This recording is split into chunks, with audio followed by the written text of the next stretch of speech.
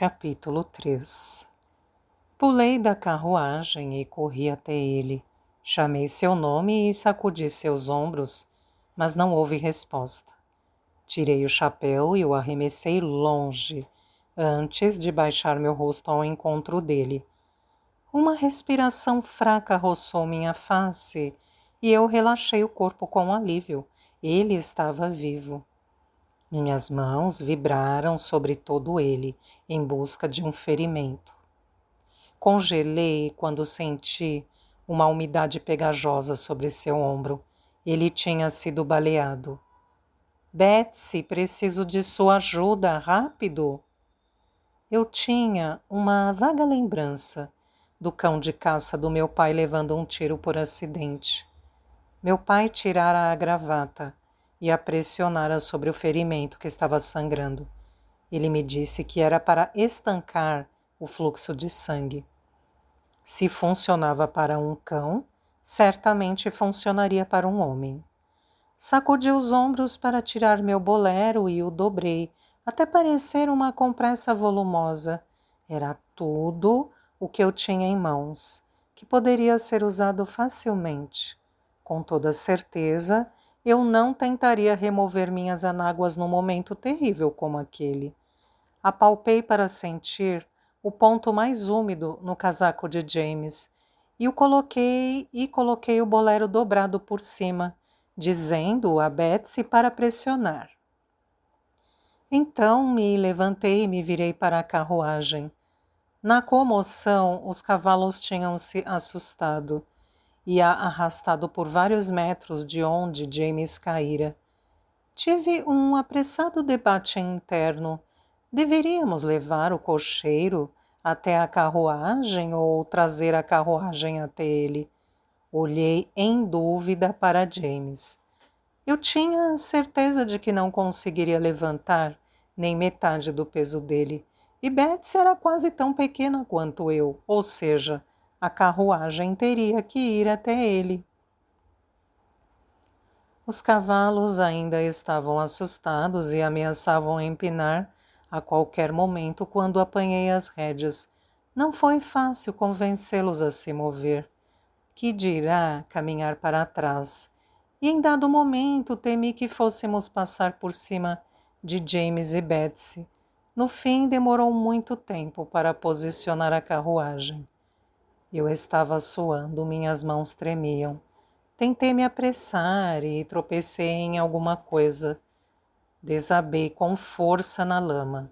Arranhei as mãos sobre as pedrinhas na estrada e bati o rosto no chão. Eu me esforcei para me levantar. Minhas saias entravam no caminho e encontrei minha bolsinha a meus pés. O salteador não queria meu dinheiro? Enfiei a bolsinha no vestido e me voltei para a tarefa que teria pela frente. Agora vinha a parte difícil: mover James até a porta da carruagem e o levantar para dentro. Peguei-o pelos ombros, Betsy pelos pés, e nós o arrastamos, de uma forma dolorosamente lenta, centímetro a centímetro, pausando frequentemente para colocá-la no chão e recuperar o fôlego. Quando, enfim, estávamos com ele à porta da carruagem, olhei a distância do chão até o degrau e quase chorei. Meus braços tremiam pela fadiga e ainda tínhamos que encontrar uma maneira de erguer o homem. Apoiei os ombros dele de volta no chão e olhei melancolicamente para Betsy. Ela esmoreceu encostada na carruagem. Temos que conseguir, Betsy. Não sei como, mas temos que conseguir. Ela assentiu e cada uma de nós pegou uma bota e a empurrou para dentro do carro. Então, subimos por cima dele e entramos na cabine. Nós puxamos e puxamos as pernas até que seus quadris atravessassem a entrada. Arrastei-me de volta para a porta e desci com um pulo, certa de que se ele ainda estivesse vivo, devia estar sangrando em profusão, depois de nós o termos empurrado e arrastado, tanto como estávamos fazendo. Levantei os ombros dele e empurrei meu corpo contra o homem, enquanto Betsy o puxava pelos braços. Finalmente conseguimos enfiá-lo, um tanto amontoado, no espaço da cabine. Fechei a porta às pressas, antes que James pudesse se esticar de novo e desabar no chão. Continue pressionando a ferida, exclamei através da janela quebrada. Como posso fazer isso? Ele está todo dobrado. Apenas tente. Subi no assento do motorista, oscilando ao perceber quanto era alto, e agarrei as rédeas.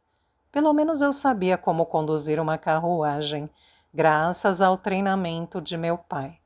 Os cavalos moviam-se inquietos sob meu contato não familiar. Eu queria que James estivesse na condução, tanto quanto vocês, murmurei, estalando as rédeas no lombo dos animais. Parecíamos estar no meio do nada. Dirigi até que meus braços e ombros começassem a queimar com a fadiga. Não era fácil manter 4 cavalos assustados sob controle.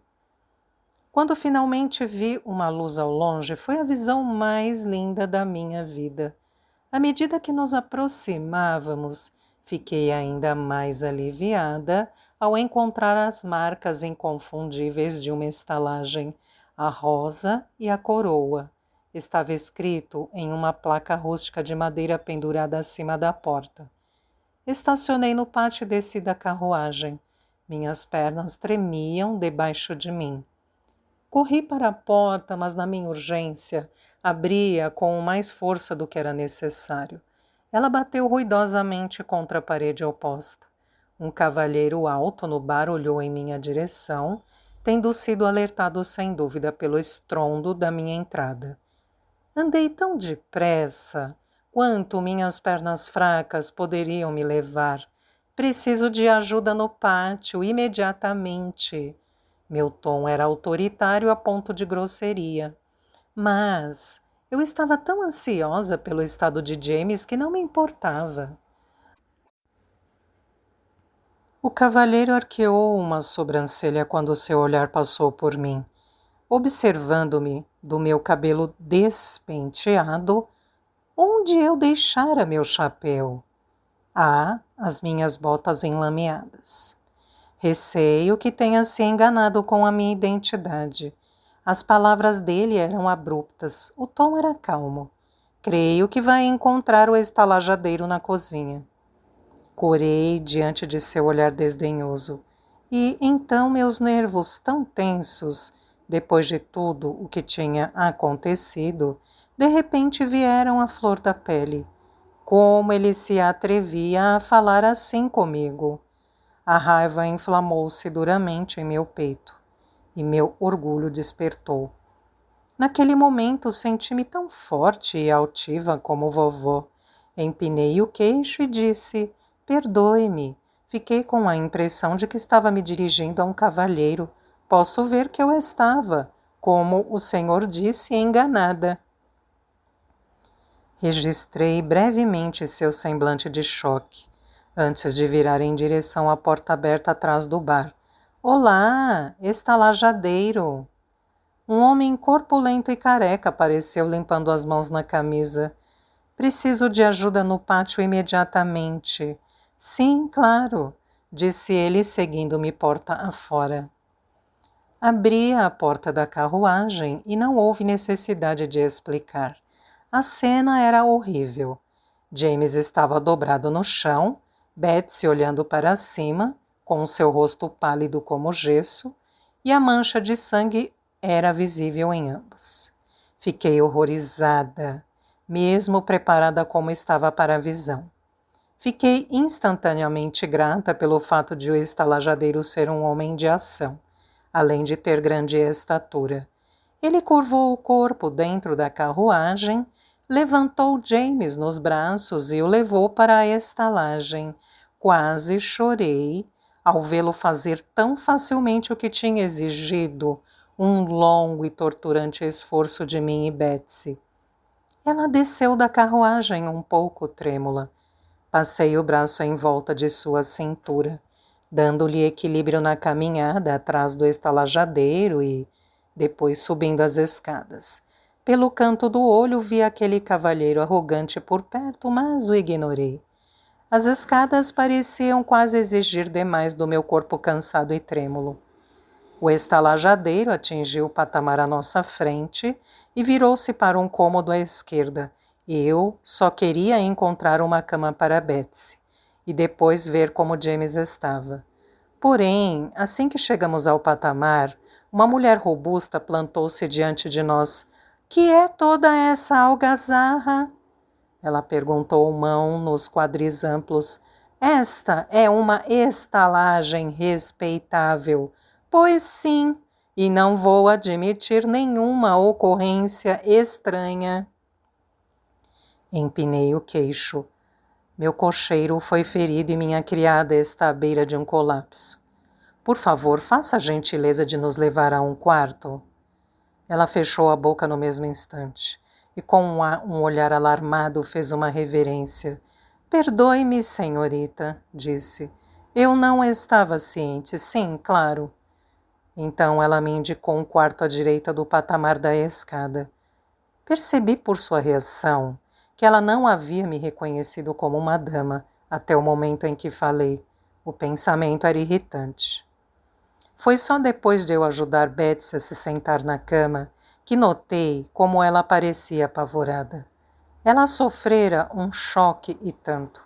Primeiro, disparando uma pistola e depois, segurando um homem ensanguentado enquanto eu conduzia a carruagem.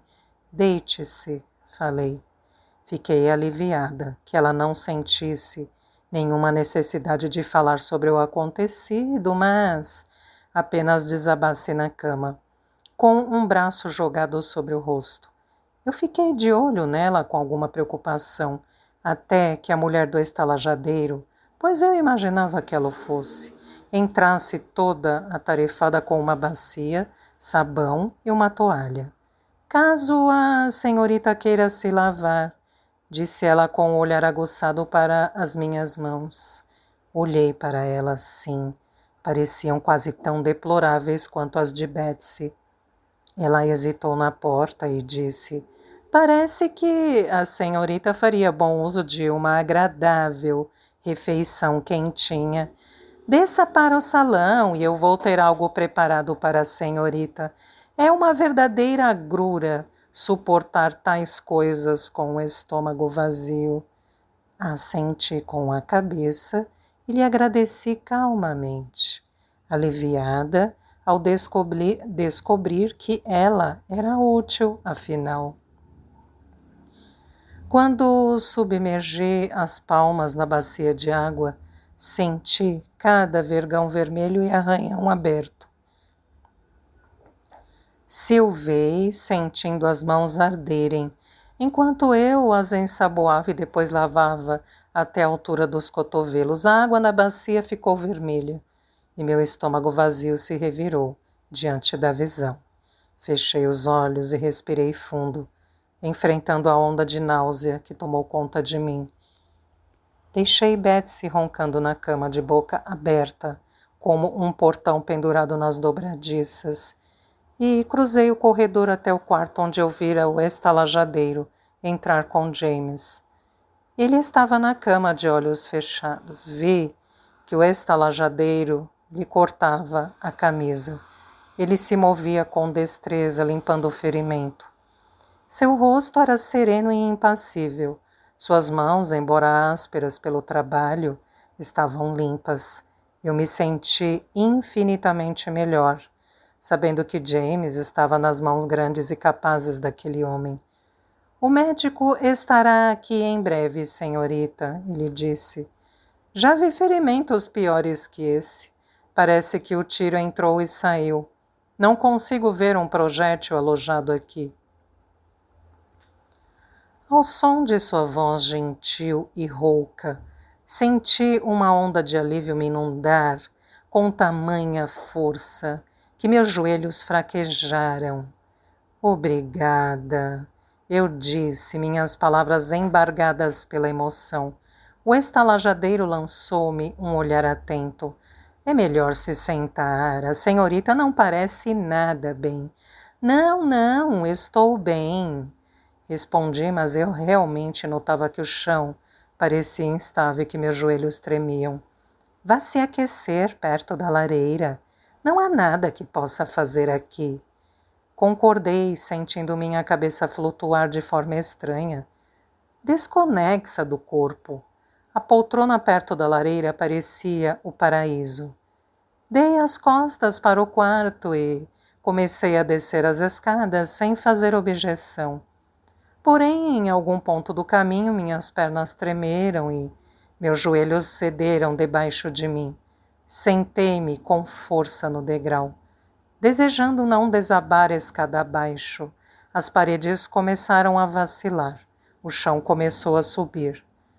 Cobri os olhos com uma das mãos, apoiei a outra na parede e me esforcei para manter meu senso de equilíbrio. Uma forte mão subitamente agarrou meu braço acima do cotovelo. Meus olhos se abriram com surpresa. Era aquele homem detestável e arrogante de antes, que estava a apenas alguns degraus abaixo de mim. Ele me olhou com uma estranha expressão no rosto. Quase pareceu preocupação. O que ele queria? Tentei lhe perguntar, mas as paredes já estavam desabando sobre mim novamente. Fechei os olhos com força. Acho que a senhorita está prestes a desmaiar, disse uma voz baixa. A quem pertenceria? Era muito gentil para pertencer àquele homem. Balancei a cabeça e disse fracamente: eu não desmaio. E então a escuridão subiu e eu desabei. Nós nos encontramos no meio do caminho e eu fui consumida por inteiro. Fiquei aliviada por não ter doído.